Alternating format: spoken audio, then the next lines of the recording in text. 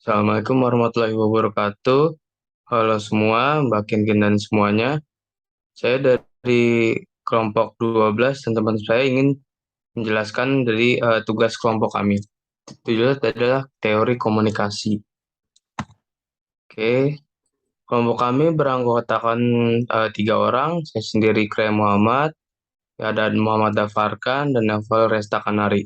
Judulnya dari teori komunikasi kami adalah media teknologi dan masyarakat.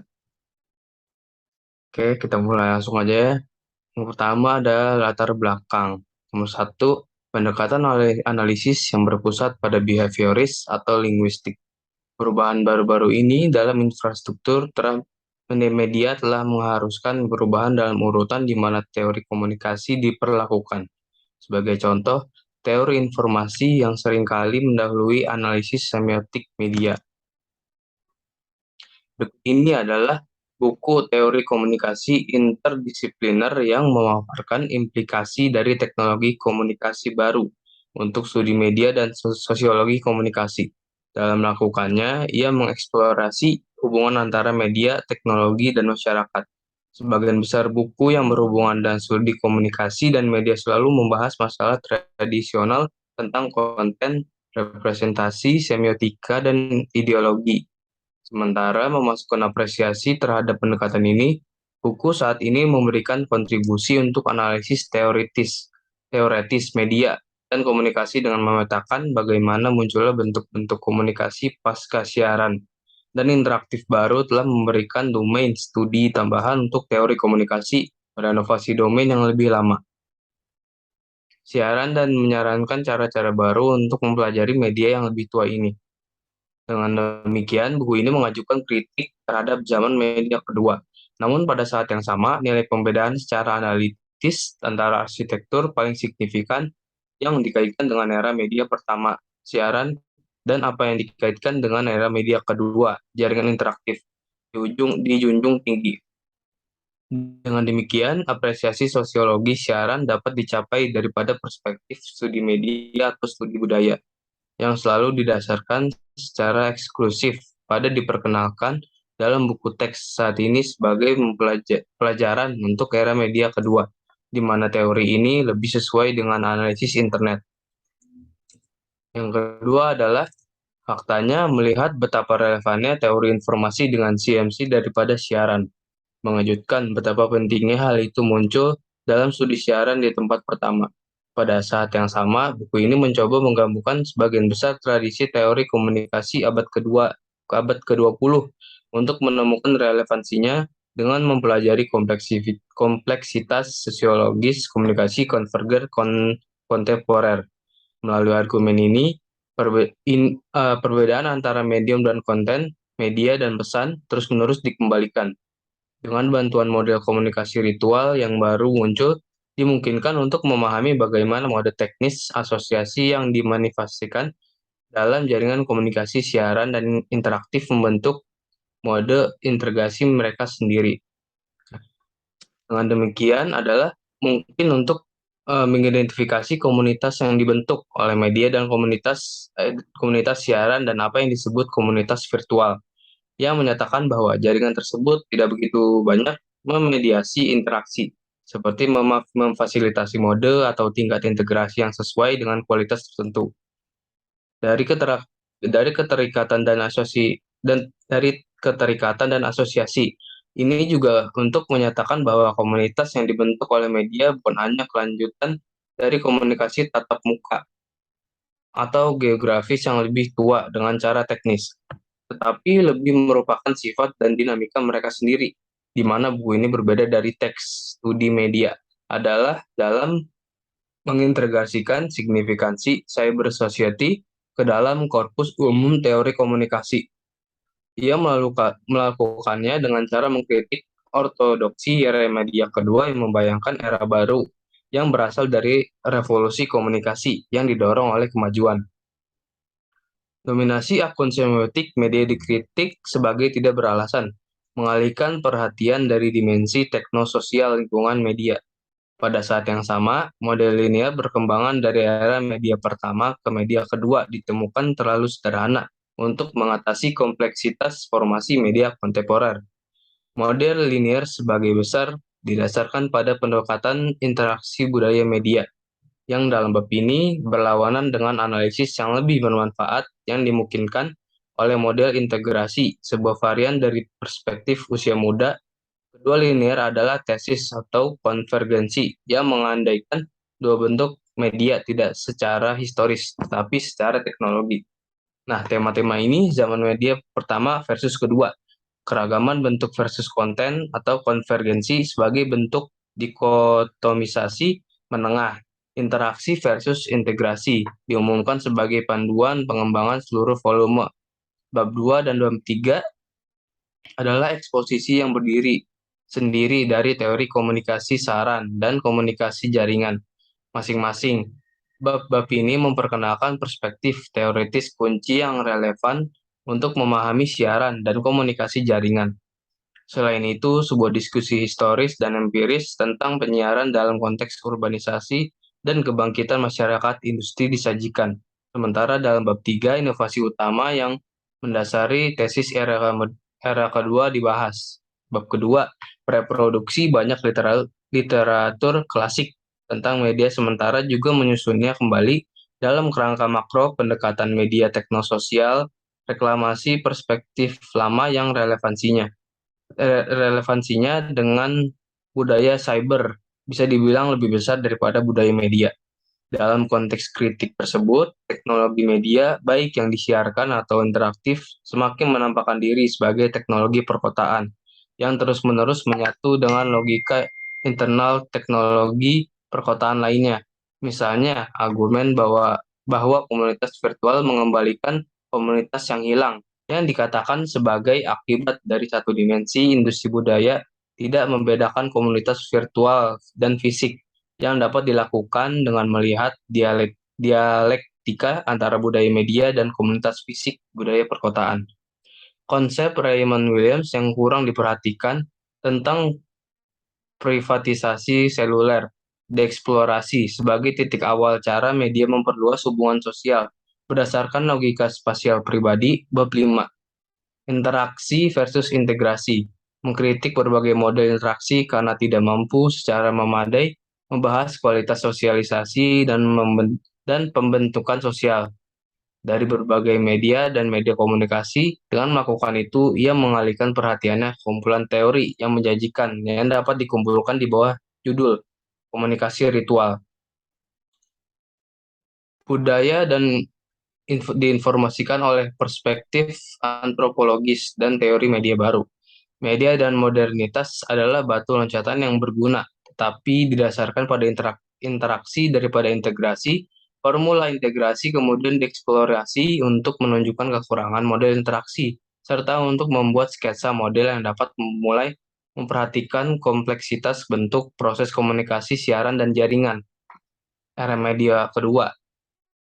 Beberapa tahun terakhir, pembicaraan tentang dunia maya telah membawa perhatian baru terhadap sebuah gagasan, bahwa penelitian media harus kurang fokus pada pesan, tetapi lebih fokus pada teknologi komunikasi sebagai jenis lingkungan sosial.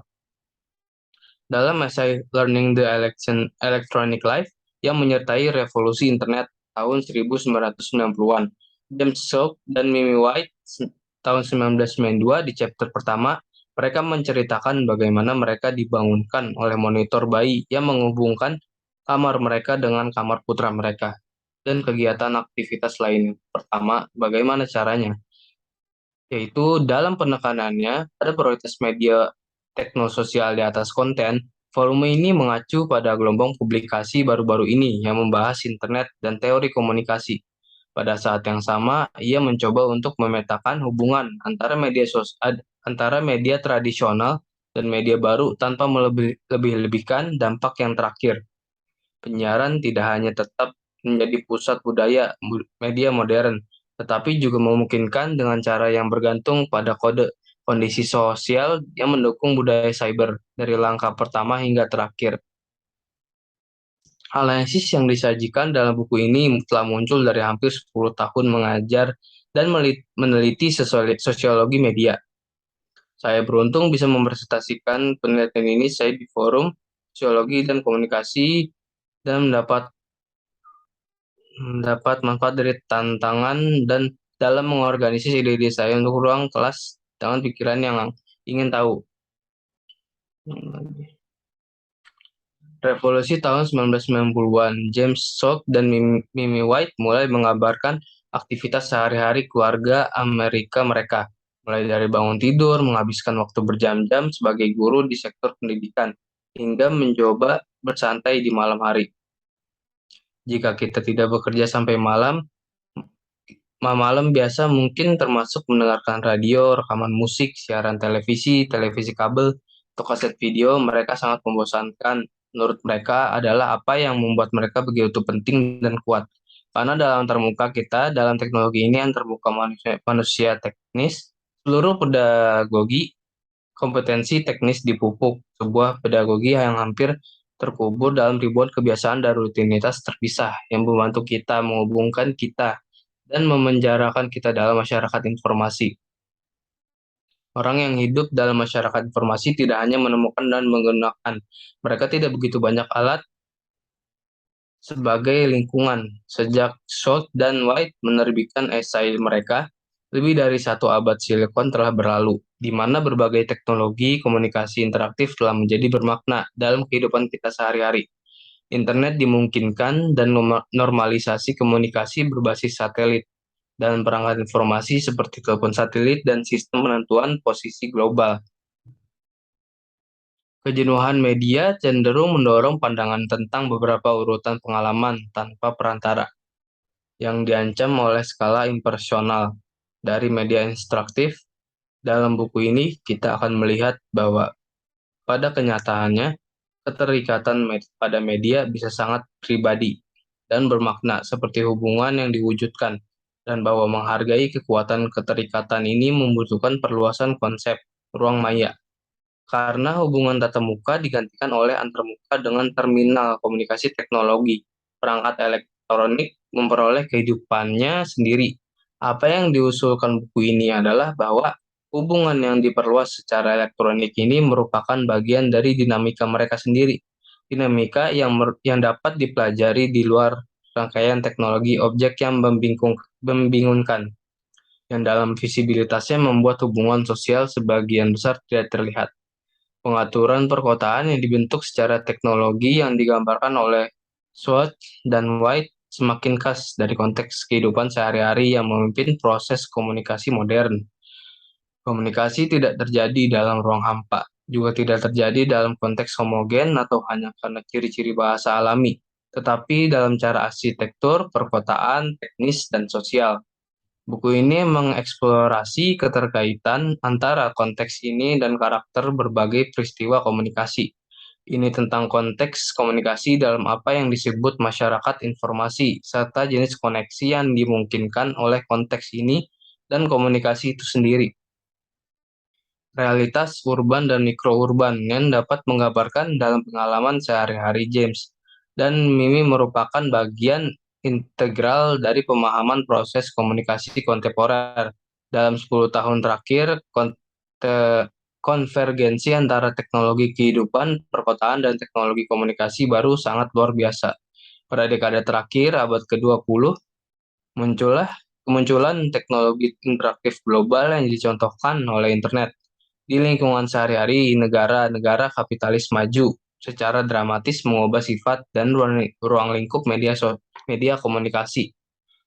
Transformasi ini menandai deklarasi zaman media kedua, yang dipandang sebagai penyimpangan dari dominasi bentuk media penyiaran seperti surat kabar, radio, dan televisi. Secara signifikannya, menggembar-gemborkan era media kedua hampir secara eksklusif didasarkan pada kebangkitan media interaktif, terutama internet. Daripada penurunan siaran televisi secara empiris, beberapa orang telah menunjukkan bagaimana bentuk teknologi tertentu dari siaran massa telah berkurang atau terfragmentasi demi komunikasi khusus pasar. Meskipun ini jarang dikaitkan dengan munculnya komunikasi interaktif yang diperluas, sebaliknya apa yang penting bagi eksponen era media kedua adalah penggunaan bentuk-bentuk komunikasi interaktif yang cepat. Apakah pengambilan ini menjamin sebutan era media kedua yang dapat dengan begitu rapi menandakan kematian usia media pertama? Diperdebatkan dalam buku ini. Tentu saja, tesis era media kedua menunjuk dan beri wawasan tentang perubahan pasti dalam lanskap media di negara dan wilayah dengan kedapatan media yang tinggi. Tapi, penghubung sebanyak hubungan disjungtif antara media lama dan baru sangat penting. Namun demikian, kedatangan apa yang digambarkan sebagai zaman media kedua. Di bawah pengaruh studi budaya, tradisi Eropa dalam studi media sejak tahun 1970-an biasanya berfokus pada pertanyaan tentang konten dan representasi daripada bentuk atau medium. Amerika Serikat memiliki efek media dan epistemologi perilaku. Menganalisis konten media, penggunaan perspektif bahasa dimulai dengan konseptualisasi ideologi Marxis, diikuti oleh pengaruh semiotics, deconstruction, dan new criticism. Dipahami dengan sebagai masalah, mempelajari makna teks dan wacana dan cara media massa mempengaruhi nilai-nilai budaya dan kesadaran individu. Sepanjang tahun 1970-an dan 1980-an, perbedaan antar pendekatan untuk mempelajari teks ini diperdebatkan seputar masalah reproduksi sosial dan bagaimana wacana dominan ideologi domain terkait dengan bentuk sosial yang lebih luas.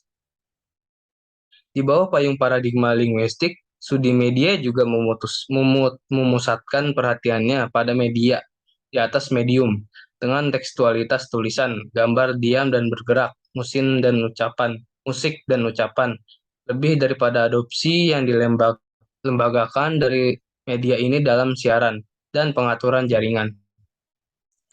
Seolah-olah seperti pada gilirannya itu telah terjadi transformasi dalam kesempatan untuk memahami dimensi integratif media yang tidak hanya untuk tunduk pada turunan linguistik.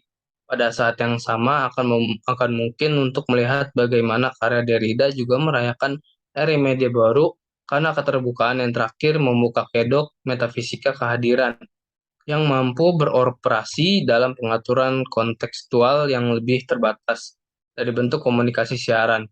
Namun pada saat yang sama, studi media sebagai domain teoretis yang berkaitan dengan era media pertama dan sebagai pertanda analisis isi tetap relevan dengan fakta bahwa penyiaran dan sifat tontonan dalam masyarakat modern merupakan bagian dari integral dari organisasi sosial. Dalam masyarakat kapitalis maju, komitmen terhadap gagasan era media sosial adalah salah satu yang telah mendapatkan landasan pada pertengahan 1990-an. Dengan serangkaian teks beberapa utopis, yang lain pesimis tentang kebangkitan budaya internet dan matinya siaran atau budaya media. Memang disiplin studi media telah menjadi jauh lebih baik ambigu, karena objek studinya telah dibuat jauh lebih baik tidak pasti oleh transformasi yang sedang berlangsung saat ini. Istilah media itu sendiri yang secara tradisional berpusat pada gagasan media massa, dialamatkan di Amerika Serikat dengan disiplin komunikasi massa. Tetapi studi media dalam bentuk tradisionalnya tidak dapat lagi membatasi dirinya pada dinamika penyiaran.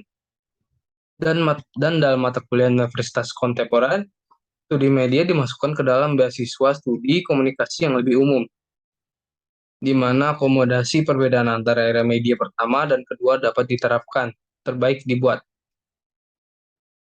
Tidak mengherankan, sebuah era media baru juga muncul dalam teks mengenai kebijakan media, dalam mengklaim bahwa penyiaran sedang sekarat, dan bahwa regulasi bentuk media digital menyajikan satu-satunya tantangan kebijakan yang tersisa.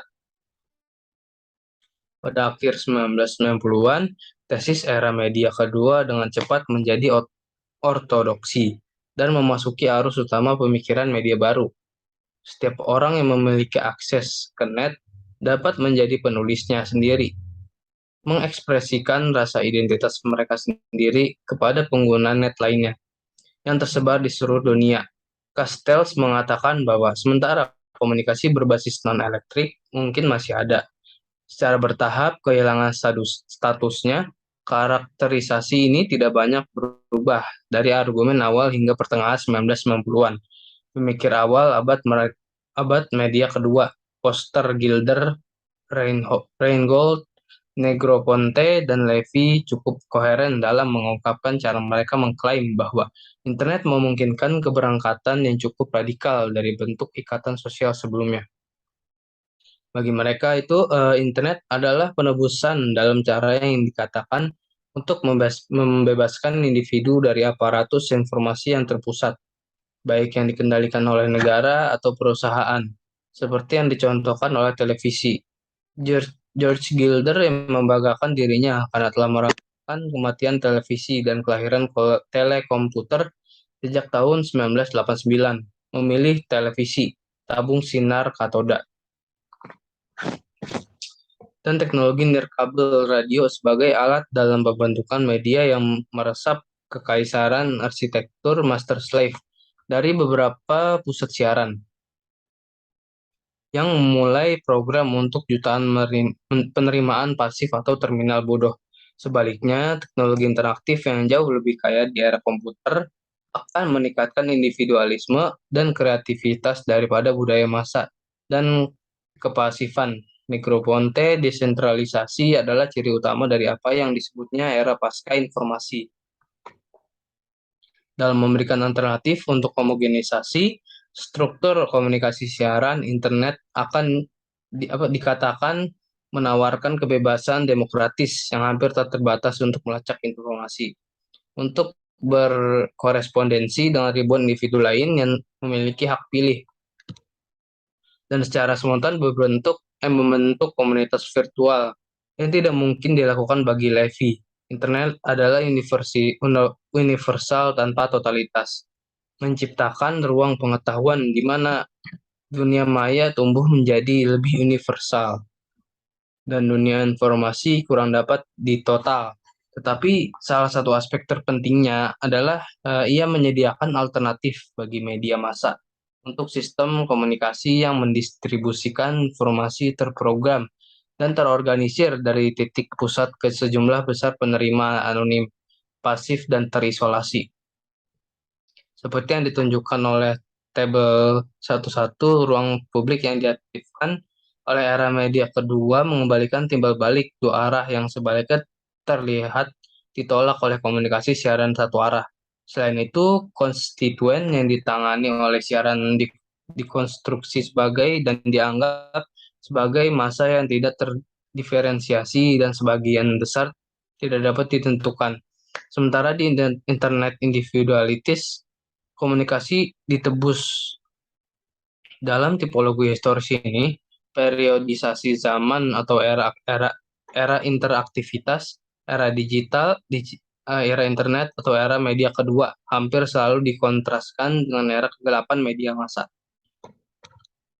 Orang-orang yang merayakan internet menyatakan klaimnya sebagai kebajikan demokratis dan penembus baik, sebagai mampu membangun kembali komunitas yang hilang melalui interaktivitas atau sebagai memungkinkan jenis komunitas baru yang melampaui bentuk kontrol negara modern.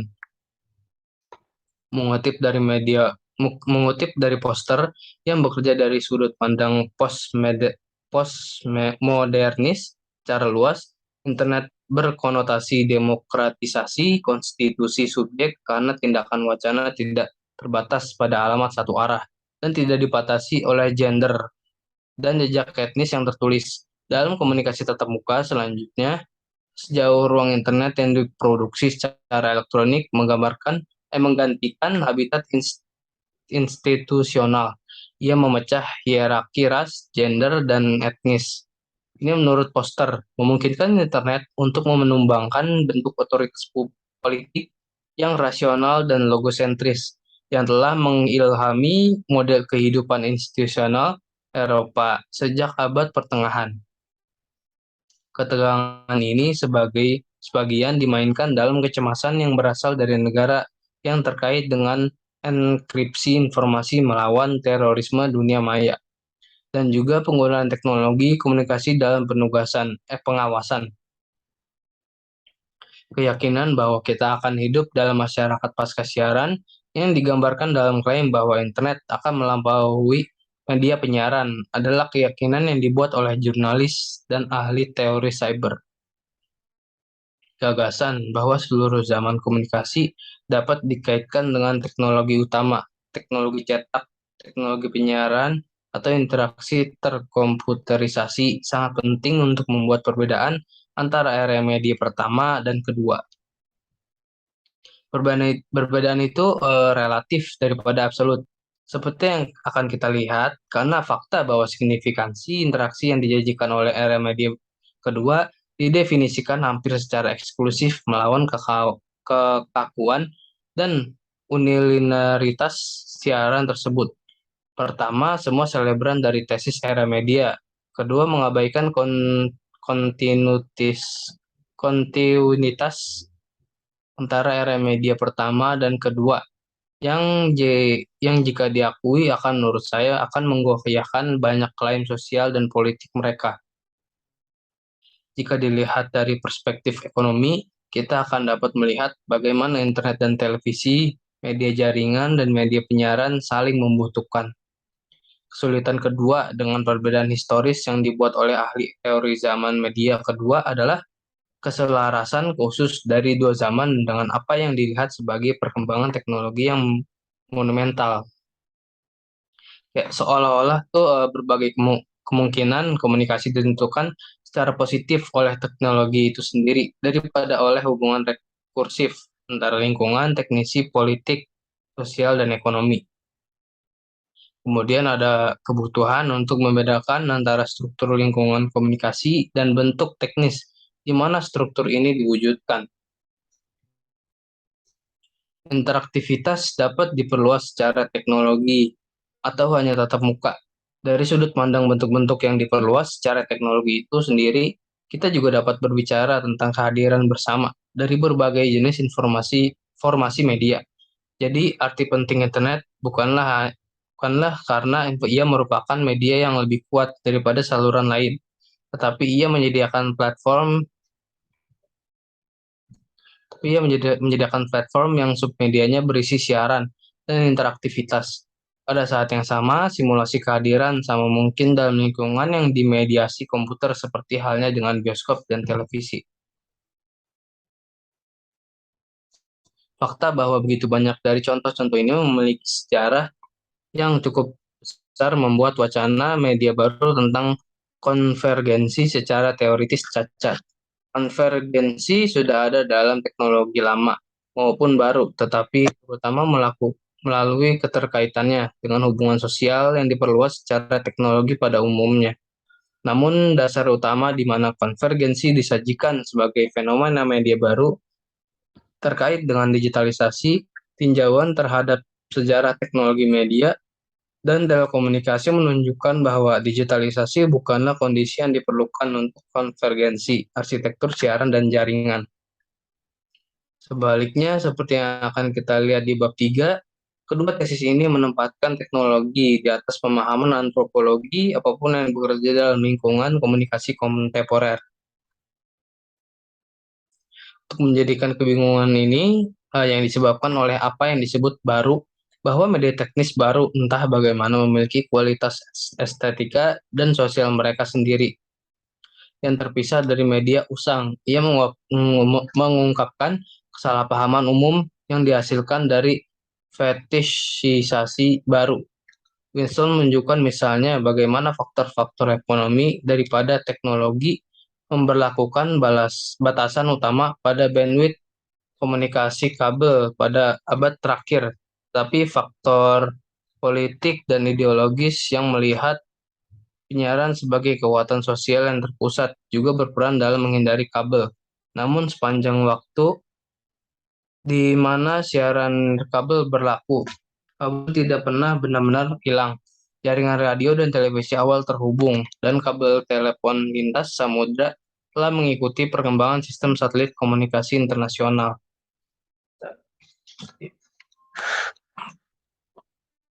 Internet telah melembagakan gagasan jaringan sebagai medium normatif dan berbuat demikian telah memungkinkan beberapa ahli teori untuk memikirkan kembali siaran juga sebagai media. Istilah zaman media kedua berguna sejauh menyiratkan pergeseran budaya dalam persepsi terhadap lingkungan media. sejauh struktur jaringan komunikasi telah menjadi jauh lebih menonjol sejak munculnya komunikasi internet. Bahkan sejauh media penyiaran dalam arti terbatas juga menyediakan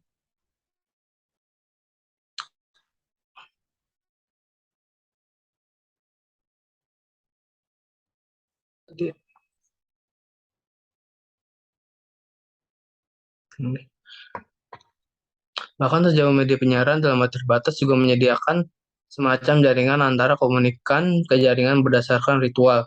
Munculnya internet sebagai jaringan konkret dan nyata. Kemungkinan kita untuk melihat ini salah satu alasan utama mengapa analisis media mengikat teknologi individu begitu dekat dengan kualitas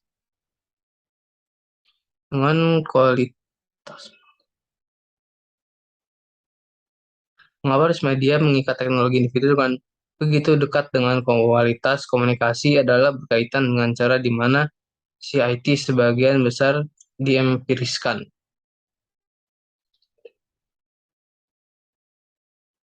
Pada tingkat interaksi antarmuka, ini menunjukkan dirujuk ke kontrol konsumen dari remote control, yang terlihat relatif pasif sebagai lawan dari kontrol atau mouse, yang terlihat aktif. Dalam kasus konsumen internet yang bertentangan dengan konsumen televisi, ada tampilan kontrol atas interaksi. Perbedaan antara aktivitas dan kepasifan, serta antara komunikasi.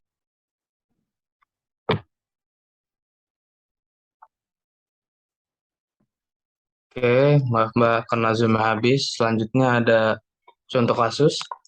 Judul contoh kasus kami adalah perdebatan kepentingan kebijakan digitalisasi penyiaran di Indonesia. Perumusan dan pembahasan kebijakan digitalisasi penyiaran yang menjadi salah satu materi dari perumusan penggantian UU penyiaran sudah dilakukan sejak DPR periode 2009 sampai 2014 dan dimulai kembali pada DPR periode 2014 sampai 2019. Lamanya perumusan dan pembahasan kebijakan digitalisasi penyiaran menunjukkan materi ini memang sangat syarat kepentingan. Penelitian ini bertujuan untuk menggambarkan pertanyaan penelitian tentang sengketa benturan kepentingan berkontribusi dalam penyusunan pedoman digitalisasi penyiaran di Indonesia. Metode penelitian yang digunakan dalam penelitian ini adalah sebuah studi kasus kualitatif tentang diskusi tentang arti dari sebuah kata. Kebijakan digitalisasi penyiaran di DPR dari 2009 hingga 2014 dan DPR periode 2014 sampai 2019. Berdasarkan hasil penelitian, pada DPR periode 2009 sampai 2014, perdebatan kepentingan terjadi antara DPR dengan pemerintah terkait dengan siapa yang berhak menjadi penyelenggara multiplexing yang berdampak juga pada definisi penyiaran yang berbeda. DPR tetap menyatakan penyelenggara multiplexing diserahkan kepada lembaga penyelenggara penyiaran multiplexing (LPPM). Sedangkan pemerintah menyerahkan penyelenggara tentang lembaga penyiaran yang telah memiliki IPP DPR periode 2014 sampai 2019 melalui Komisi 1 DPR merumuskan secara rinci kebijakan digitalisasi penyiaran terkait kewajiban pemerintah untuk menyusun peta alokasi frekuensi di setiap wilayah siar, model migrasi ASO di setiap wilayah siar dan secara nasional digital dividen dan tarif penyelenggaraan multiplexing. Model migrasi yang diajukan yaitu model single mux. Namun mendapatkan pertentangan dari balik DPR yang mengajukan model migrasi hybrid mux. Balik menilai single mux berpotensi memunculkan praktek monopoli infrastruktur penyiaran TVRI sudah berusia tua dan kurangnya kemampuan kompetensi SDM yang dimiliki TVRI. Kepastian hitungan peta alokasi frekuensi di setiap wilayah siar digital dividen yang diperoleh dan diprospek lembaga penyiaran harus menjadi dasar utama dalam menentukan model migrasi digital di Indonesia. Jadi, kita memiliki model migrasi yang khas Indonesia. DPR bersama pemerintah harus segera membantu RUU penyiaran agar kepentingan masyarakat bangsa dan negara Indonesia terkait digitalisasi penyiaran benar-benar dapat terwujud.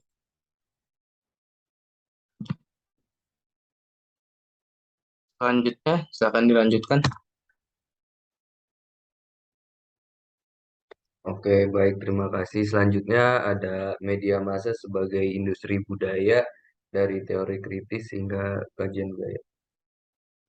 Next, tradisi Marxis terhadap kritik ideologi serta kritik terhadap kepemilikan dan kontrol yang tidak setara atas alat-alat komunikasi menurut pembagian kelas dalam masyarakat kapitalis. Kritik ideologi yang akan ditelaah pada bagian berikut memandang media sebagai alat yang kuat untuk ideologi yang bukan sekedar ide untuk memproduksi nilai dan struktur yang aktif dalam memelihara ketidaksetaraan kelas. Tetapi media juga secara signifikan merupakan industri itu sendiri, sebuah industri di mana komoditas dibeli dan dijual. Next.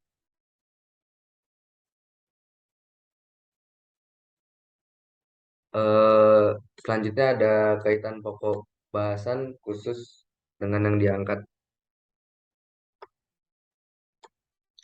Kaitan studi kasus yang Kaitan studi kasus yang kami pilih dengan materi kami bahas mengenai hubungan antara media, teknologi, dan masyarakat, kebijakan digitalisasi penyiaran yang merupakan salah satu materi dari sekian banyak materi mengenai kebijakan penyiaran di Indonesia, menunjukkan bahwa masalah digitalisasi penyiaran secara substansi sangat terkait dengan substansi penyiaran secara keseluruhan. Sejalan dengan disampaikannya kepentingan lembaga penyiaran kepada pemerintah atau balik, lembaga penyiaran juga menyampaikan isu perdebatan kepentingan ini di media massa agar mendapatkan perhatian dan perdebatan di masyarakat. Buku ini mengajukan kritik terhadap zaman media kedua. Namun pada saat yang sama, nilai pembedaan secara analitis antara arsitektur paling signifikan yang dikaitkan dengan era media pertama, siaran, dan apa yang dikaitkan dengan era media kedua. Jaringan interaktif dijunjung tinggi. Dengan demikian, apresiasi sosiologi siaran dapat dicapai daripada perspektif studi media atau studi budaya yang selalu didasarkan secara eksklusif pada diperkenalkan dalam buku teks saat ini sebagai pelajaran untuk era media kedua, di mana teori ini lebih sesuai dengan analisis internet. Selanjutnya ada perspektif tulisan, opini publik setelah ekspresi publik menjadi semakin citra yang sesuai dengan ekspresi publik. Opini publik menjadi penuh dengan apa yang sudah ada. Konsekuensi dari klaim Borstein adalah di era citra opini publik tidak lagi dapat disurvei atau disurvei. Thomson berpendapat bahwa karya Foucault adalah instruktif untuk teori media, kurang dalam promosi analisis wacana daripada dalam menunjukkan bagaimana bentuk kekuasaan spektakuler yang lebih tua menjadi terwujud dalam kehidupan institusional secara rutin, mengilhami rezim pengawasan dan disipliner dengan cara yang tidak sengaja. Detail Foucault dalam disiplin and punish adalah salah satu di mana visibilitas beberapa oleh banyak telah digantikan oleh visibilitas banyak oleh sedikit. Tentu saja Adorno dan Horkheimer akan berargumen bahwa pengakuan kedua bentuk hubungan pengakuan ini saling terkait. Artinya terlihat segelintir oleh orang banyak, oleh orang yang diorganisir oleh segelintir orang juga melupakan sarana yang dengan segelintir orang yang dapat mengenai banyak orang melalui subordinasi ekonomi dan budaya. Tatapan penonton dijual kepada pengiklan pada saat yang sama pemilihan konten program media itu sendiri sangat dikodekan dalam kepentingan ideologis yang dominan. Dalam konteks media massa modern, pelembagaan komodifikasi pandangan ini adalah salah satu yang memaksakan seluruh tatanan ketimpangan simbolik di mana massa berasosiasi melalui citra dan selebritas, ketidaksetaraan dalam produksi modal budaya yang penting untuk disiarkan sebagai sistem reproduksi masyarakat kapitalis akhir ini kadang-kadang muncul pada tingkat wacana. Yang pertama, wacana orang biasa. Cara yang sekarang dikenal di mana individu yang tidak bekerja untuk industri budaya atau tidak menjadi perhatian media yang signifikan. Berperilaku ketika diwawancarai oleh jaringan televisi atau pers atau radio adalah instruktif di sini. Narasi yang sangat umum tentang seorang yang dipanggil untuk menggambarkan peran mereka dalam suatu peristiwa, proses, atau dalam masyarakat pada umumnya adalah narasi yang bersembunyi. Saya hanya orang biasa yang melakukan pekerjaan saya. Tetapi bahkan narasi berita meniru interpelasi individu ini dan menggambarkan bagaimana pria dan wanita biasa akan terpengaruh oleh keputusan pemerintah ini atau itu. Sementara film ini sebagian besar berkaitan dengan merayakan budaya kesempatan yang dikaitkan menjamin superioritas moral Amerika Serikat. Ini juga tentang bahkan bagaimana orang yang paling bisa pun dapat dalam masyarakat selebriti dan tontonan diperhatikan. Eh, Wacana sistem yang kedua. Sebuah fase yang diambil oleh kontra budaya sejak 1960-an telah masuk ke dalam wacana populer dengan cara yang menunjukkan segala sesuatu mulai dari mati lemasnya ekspresi dan kreativitas hingga dominasi yang tak terhindarkan hingga sinisme kekuasaan yang digeneralisasi. Oke, selanjutnya akan dibacakan oleh Novel Resta. Terima kasih. Berikutnya ada wacana mereka.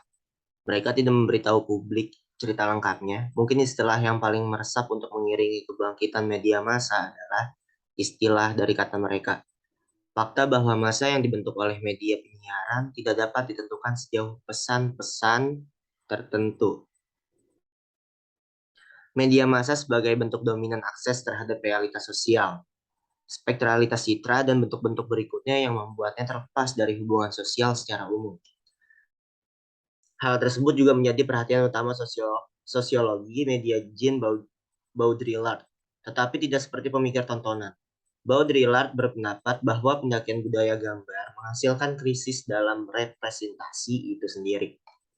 Dalam masyarakat media, proses penandaan tidak lagi ditanggung oleh metafisika kehadiran atau janji untuk memulihkan semacam makna asli, autentik, ataupun istimewa. Gerhana ontologi oleh gambar bertumpu pada apa yang Baudrillard lihat sebagai kekuatan simulakra. Baudrillard meneliti status budaya, representasi dalam masyarakat Eropa untuk menunjukkan bahwa itu berkembang melalui bentuk-bentuk fenomenal di atas. Fase pertama mudah dikenali dalam kode jurnalis saat ini, yang dengan konvensi dan kerangka sempit objektivitas, bias, dan netralitas merangkul prospek korespondasi antara realitas dan representasi yang mereka hasilkan. Fase kedua juga diakui dalam berbagai pemahaman ideologi yang dibahas di atas, bahwa representasi sebagian besar merupakan distorsi dari kondisi nyata. Di sini, Baudrillard berpendapat bahwa representasi objektif dari yang nyata tidak mungkin karena referensinya sudah menjadi realitas simulasi. Bagi Baudrillard, citra itu sendirilah yang menjadi ukuran segala sesuatu, termasuk akses kita pada realitas sosial. Di mana-mana sosialisasi diukur menurut terpaan pesan media. Mereka yang kurang terekspos ke media sebenarnya asosial atau terdesosialisasi. Di sini Baudrillard berpendapat bahwa makna dilahap lebih cepat daripada yang dapat diinjeksikan kembali sejauh informasi dan gambar menjadi referensi diri sirkuit tertutup. Massa dan media adalah bayangan satu sama lain, dan ketika dinamika simulakra terjadi,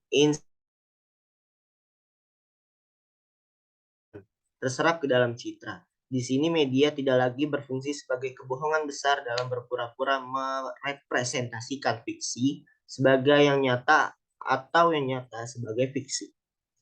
Yang dimaksud Baudrillard dengan hiperrealitas atau simulasi itu berbeda. Sebagian besar perhatian ini diarahkan untuk melihat McLuhan sebagai nabi yang ditemukan kembali di era media kedua. Tetapi sebagian besar juga tertarik pada penegasan bahwa bagaimanapun juga penting untuk melihat media komunikasi. Karya McLuhan didasarkan pada pemahaman sejarah gelombang komunikasi berturut-turut dari cetak ke elektronik. Berbagai aforismenya di media, termasuk desa global dan media adalah pesan, telah diserap ke dalam budaya populer, sementara belum tentu dipahami dalam sistem pemikiran McLuhan itu sendiri. Berpengaruh di akademi pada tahun 1960-an, McLuhan mengalami kehilangan mode. Pada tahun 1970-an, yang berlanjut hingga reklamasi baru-baru ini atas karyanya oleh para ahli teori dari era media kedua dan budaya cyber. Kontribusi utama McLuhan terhadap teori komunikasi adalah penjelasan multidimensinya tentang media komunikasi, cara memandang hubungan sosial yang dibentuk secara teknologi yang masing-masing memiliki realitas ataupun ontologi yang berbeda.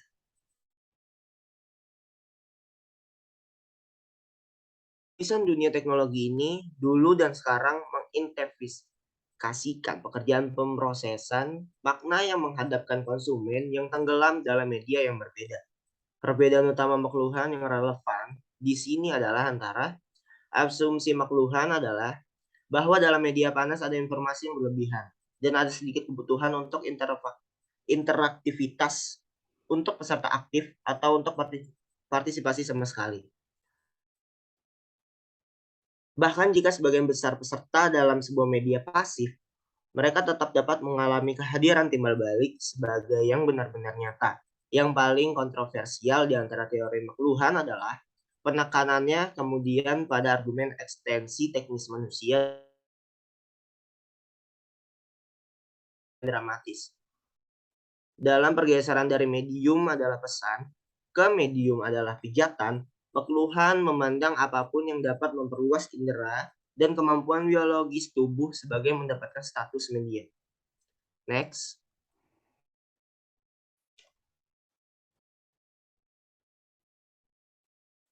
Lalu di sini ada kesimpulan tentang paparan yang kami sampaikan. Kesimpulan di sini, sebagian besar buku yang berhubungan dengan studi komunikasi dan media selalu membahas masalah tradisional tentang konten, representasi, semiotika, dan ideologi. Sementara memasukkan apresiasi terhadap pendekatan ini, buku saat ini memberikan kontribusi untuk analisis teoritis media dan komunikasi dengan memetakan bagaimana munculnya bentuk-bentuk komunikasi pasca siaran. Dan interaktif baru telah memberikan domain studi tambahan untuk teori komunikasi, merenovasi domain yang lebih lama. Buku ini mengajukan kritik terhadap zaman media kedua, namun pada saat yang sama, nilai pembedaan secara analitis antara arsitektur paling signifikan yang dikaitkan dengan era media pertama, siaran, dan apa yang dikaitkan dengan era media kedua, jaringan interaktif, dijunjung tinggi. Dengan demikian, apresiasi sosiologis siaran dapat dicapai daripada perspektif studi media atau studi budaya yang selalu didasarkan secara eksklusif. Diperkenalkan dalam buku teks saat ini sebagai pelajaran untuk era media kedua, di mana teori ini lebih sesuai dengan analisis internet. Contoh kasus yang ada di Indonesia, ada satu contoh kasus jurnal yang berjudul Perdebatan Kepentingan Kebijakan Digitalisasi Penyiaran di Indonesia. Rumusan dan pembahasan kebijakan digitalisasi penyiaran yang menjadi salah satu materi dari perumusan penggantian Undang-Undang Penyiaran. Sudah dilakukan sejak DPR periode 2009 sampai 2014 dan dimulai kembali pada DPR periode 2014 sampai dengan 2019. Studi kasus yang dipilih mengenai hubungan antara media, teknologi, dan masyarakat, kebijakan digitalisasi penyiaran yang merupakan salah satu materi dari sekian banyak materi yang membahas tentang penyiaran di Indonesia. Masalah digitalisasi penyiaran secara substansi sangat terkait dengan substansi penyiaran secara keseluruhannya. Next.